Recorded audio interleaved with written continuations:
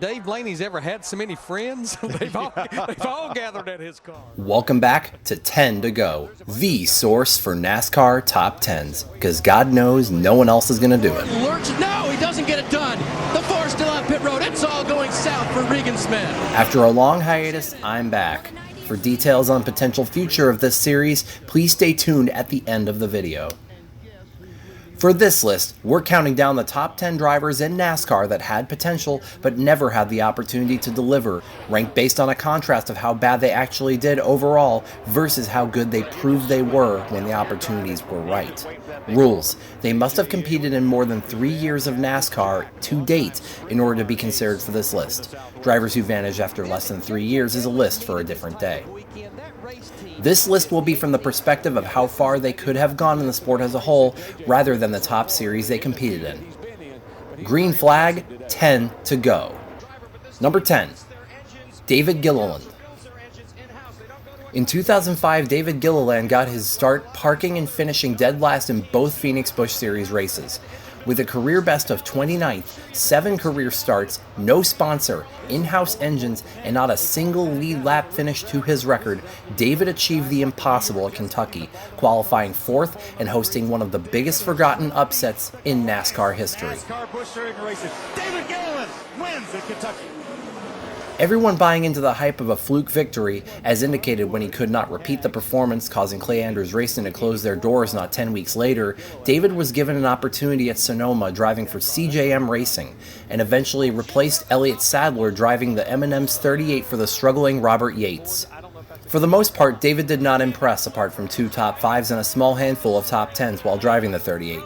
In 2009, he was shopped around to a multitude of different teams, including a few races driving a 4th car for Joe Gibbs. Gilliland competed with Front Row Motorsports from 2010 to 2015 until eventually all but vanishing from the sport after 2016. However, let's keep an eye on his son. Number 9.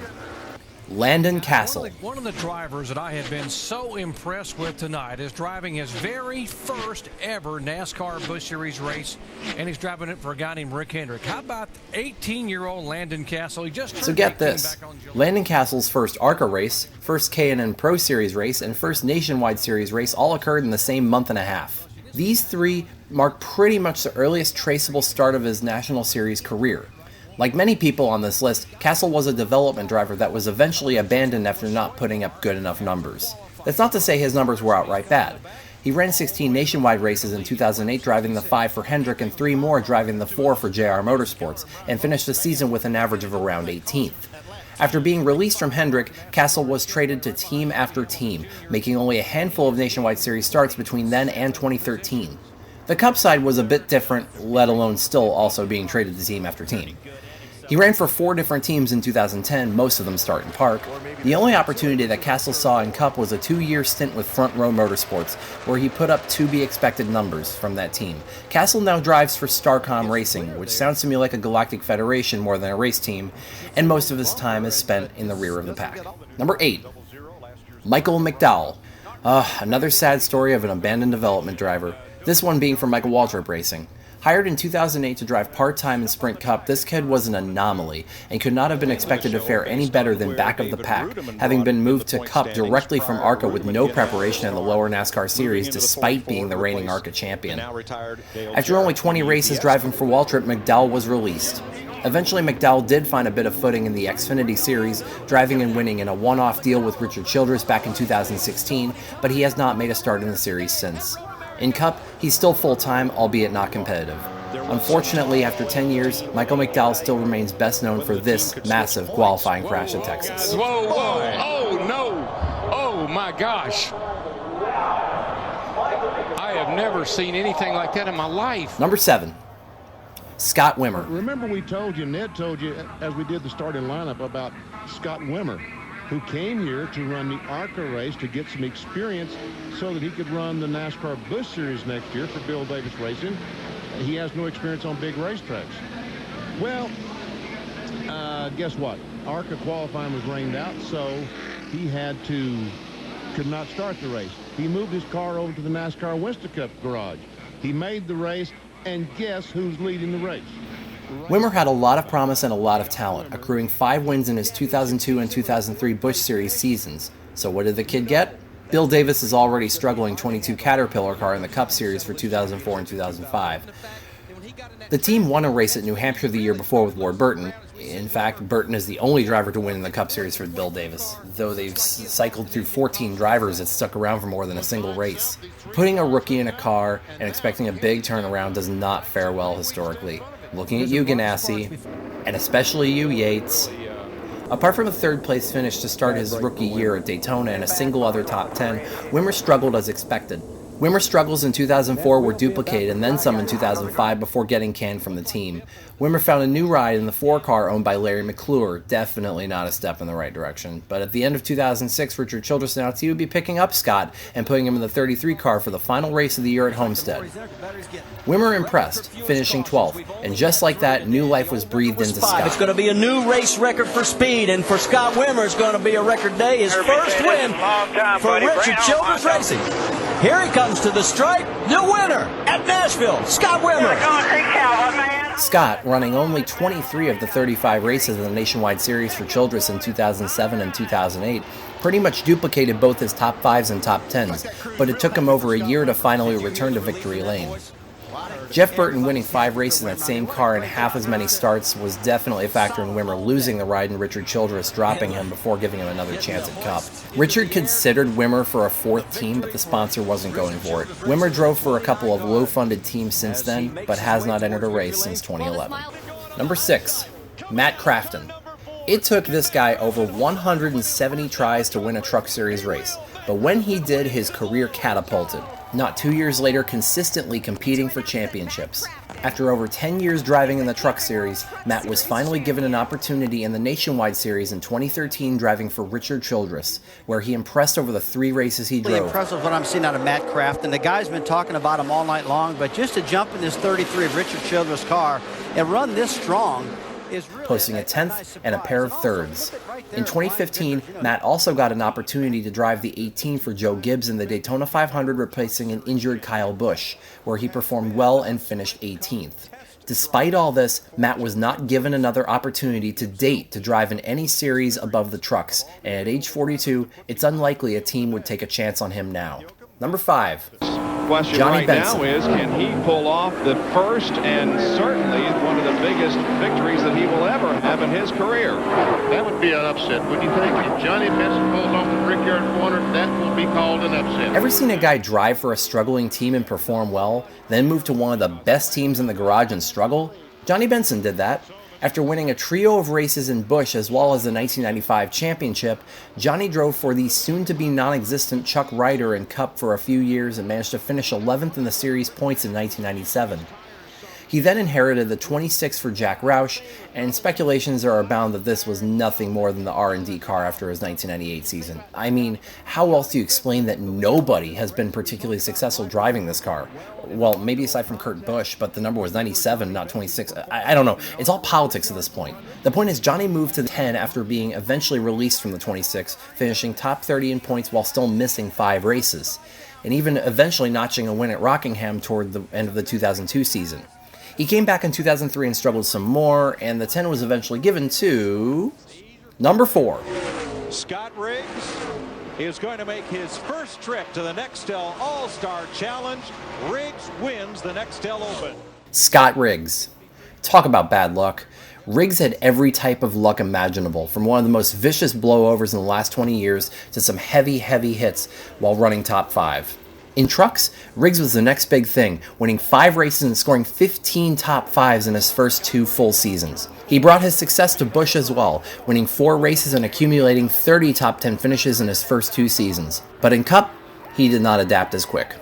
The kid was not a threat for the 2004 Rookie of the Year, nor was he particularly competitive in 2005, but there was definitely a talented driver somewhere in there as the kid finished 2nd at Michigan. Riggs missed the 2006 Daytona 500, but managed to get the car back into the top 35 bonus points and host a tremendous recovery, including flubbing a potential victory at Kansas with a pit road penalty.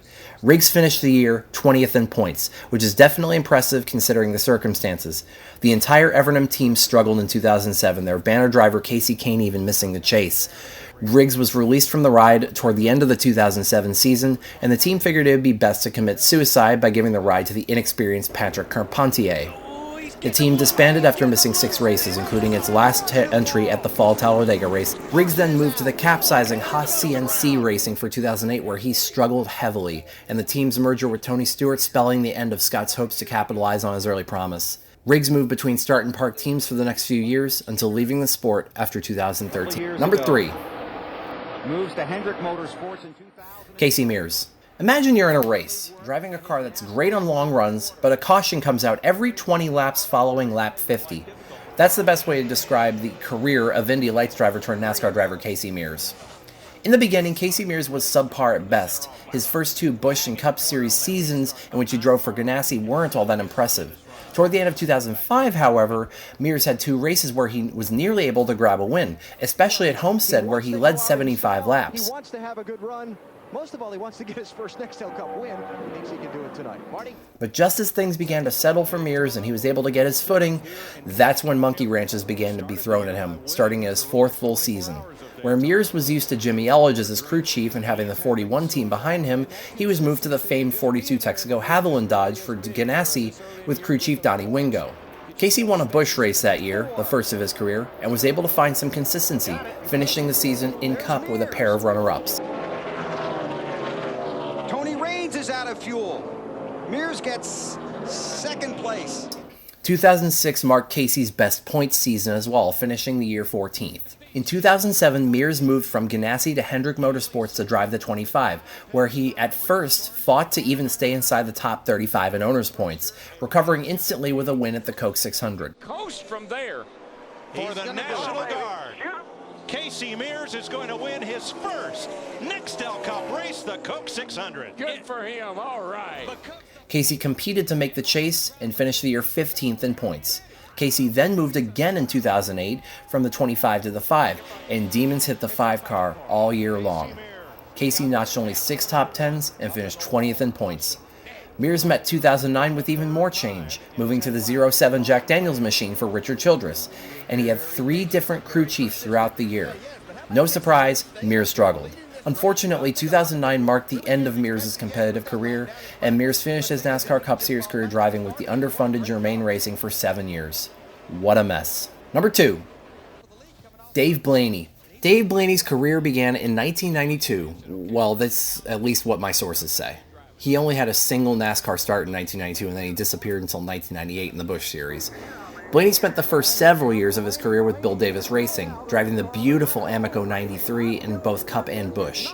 By 2001, Blaney moved to full-time Cup and did not touch the Busch Series quite as much. In 2002, Blaney left Bill Davis for Doug Bowles' Jasper team, giving that team its best performance ever and nearly notching a win at Darlington. With every passing start, Blaney would get himself so close to victory but not quite able to seal the deal, until he finally broke through in 2006 in the Busch Series in what can only be described as Friday the 13th under a full moon. A little bit here, but oh, he's got it. He's got it. He's getting loose. Blaney. Oh. Back it down, baby. You're the best. Dave Blaney wins a wacky race at Charlotte. After the win, Blaney was slated to drive that car in Busch full-time the following year, but the deal fell through when Blaney himself figured it'd be better to focus on his struggling Cup efforts with Bill Davis. Blaney came close time and time again, including the biggest race of them all in 2012 for the highly underfunded Tommy Baldwin, but never able to better his career best, a trio of 3rd places. Blaney, at 473 starts, ranks 4th all-time for the most Cup Series starts without a win. White flag. Here's some honorable mentions.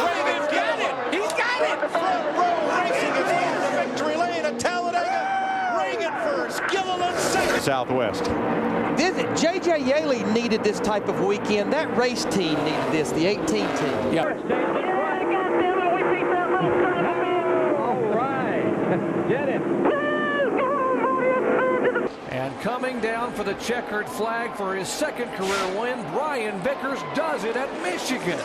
And he's got help from behind. Josh Wise in the 98, Joey Logano, the 22. Chris Buescher will win the title for the Xfinity Series. And the checkered flag goes to Regan Smith. In row 8, that's Ashton Lewis Jr., who finished 9th in this race a year ago, and Regan Smith making his first career Busch start. Row 9 has Hank. It's not so much that this guy lost an opportunity, so much as this guy could have done a lot more with his career than he has now. His career quietly began in 2002 in the Busch Series, and by the end of 2005, he had driven for more teams than most drivers drive for in their entire careers. He finally found some consistency for the struggling Busch team owned by Sam Renzi in 2006, driving the entire season in the 35 and finishing 20th in points. Regan's best shot at success came in 2007 when he was tapped to drive for the seemingly thriving Ginn Racing full-time in the Nationwide Series. Smith found quick success, especially after the first 10 races approaching mid-season. Kentucky seemed to be Smith's best shot at a win, but a pit road error doomed his chances. Push him forward, but this is not easy to do. He will throw it into gear and try to get it started, but he has lost laps on pit road, and finally the Ford lurches. No, he doesn't get it done. The Ford still on pit road. It's all going south for Regan Smith. Shannon. Regan's win would have to wait a very long time, because Ginn's merger with DEI as well as other factors left him a part-timer at best, running a small handful of Sprint Cup races in the 01 and a single nationwide race in the 4. In 2008, Regan Smith ran all but 2 Sprint Cup races in Ginn's 01 and unable to notch a single top 10, well, except for that not win at Talladega we all remember. On him. Got to run. Here they come. I can't go down there and do that, though. Actually, I think it's legal on the last lap. He might have got it right there. I think it's legal on the last lap. It's down there. I mean, Tony Stewart actually forced him down a little bit. Well, yeah, if you're going to consider that he only... Yeah. They are saying Tony Stewart has won the race. The end of 2008 left Smith shopping for a ride, and he wound up driving the Furniture Row 78 part-time, then inheriting the ride full-time in 2010. After not even showing up on the radar for 2 seasons, Smith, after being denied so many times, finally did get that elusive first win, and he did it wearing blank sheet metal. Smith also won in the Nationwide Series in his first start with JR Motorsports at Homestead in 2012 and drove 3 strong years with the team, but to this date has yet to solidify sponsorship and a quality ride. If you like this list, give it a thumbs up and share it with your friends. If you want to see more lists like this, be sure to subscribe. Disagree? Want to share your list? Think I missed something? Feel free to leave a comment. Follow me on Twitter for tidbits of NASCAR info and updates on future lists, at 10togonascar. So, this is awkward. I made a promise 2 years ago that when I rebooted this, I wouldn't stop. And I stopped only 4 months in. I have a bad habit of that. I'm sorry. I'm very busy. I have a lot going on. So, I've been pondering this for a while now, or since about April, I'd say. I wanted to reboot this series after I saw the amount of success that it had after Talladega last May, because I logged in on a whim after kind of trying to avoid it for a while because I was stressing myself out with a lot of stuff. I log in and I see that my subscriber count septupled and I have comments like crazy. And I have a video now over 90,000 hits. I'm like, what the heck happened? So I look into it, and I found out I was a top-related video for an official Fox Sports video, which, yeah, that makes sense. That's where all that traffic came from. So here's the situation I'm in now. I just got a job as a video editor in late June. Right now it's part-time subcontract, but I expect it to go full-time pretty soon. I quit my day job, which I was working all shifts at a gas station. I was a night manager for a while there. So I'm at a point where I am wanting to pursue editing as a career. I already have a job, but it's not quite enough to pay my bills. So with that said, I would love if this thing could help me pay my bills. So here's what I did. And I would love to hear feedback on what you think about this. I opened a Patreon for this.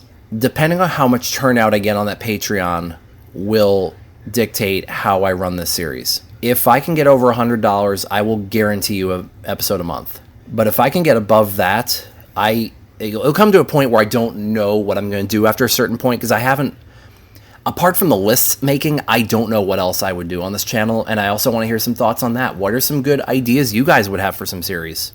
I had a little brainstorm this morning about a couple of ideas, but I want to see what you guys think too.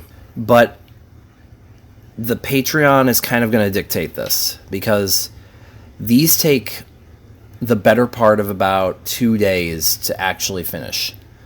And If I manage to finish one, that's 2 days I didn't work. I didn't Uber drive. I didn't work my other job. That's 2 days I could have spent doing something else. And the fact of the matter is, I love NASCAR. I love racing. I've not been watching. It's not that I don't want to make these lists. It's that I don't feel qualified to make these lists anymore. I feel like I'm behind. I'm going to do my best with the research to make sure all my facts are 100%. If I can get $400 a video off the Patreon, I can hire on an editor or someone to help me edit these. I'll do the editing because I love the editing, but I can hire on somebody to help me make these, do the research aspect, someone to bounce ideas off of, help me assemble the list. And if we go beyond that, we'll see what happens. But I did open a Patreon, patreon.com, 10 to go NASCAR. I'll put a link in the description. My Patreon tiers that I have on this are just $1 will get you access to everything. 1 week early access to all lists. I'm going to release them a week early on Patreon, and then if you pay the $1, you get to see it. Everyone else will have to wait the week. I'm thinking about making a few extra lists specifically for the Patreon, and $1 will get you access to that. And that's $1 per video at this point. $5 or more, you get all that, and then you get your name at the end of every video as a patron. $10 or more, you'll get your name at the end of every video, all exclusive content, week early access, and you'll also get to request directly to me an episode. Next tier is $25. You'll get all the before mentioned stuff, but instead of getting one requested episode, you get 3 requested episodes and a requested mini episode. All of them to be completed within a year's time. $50 or more, basically you're becoming a producer for me. You are going to pitch 3 requested episodes to me every year, and I will make them. If you're interested, go ahead and sign up, become a patron. Even $1 will get you anything. And if I can somehow, start paying my bills off this, that would be a dream come true. But guys, I wanted to thank you so much for watching. It's been a wild ride, and I look forward to making more of these. Hopefully consistently. Cross our fingers on that one. See ya.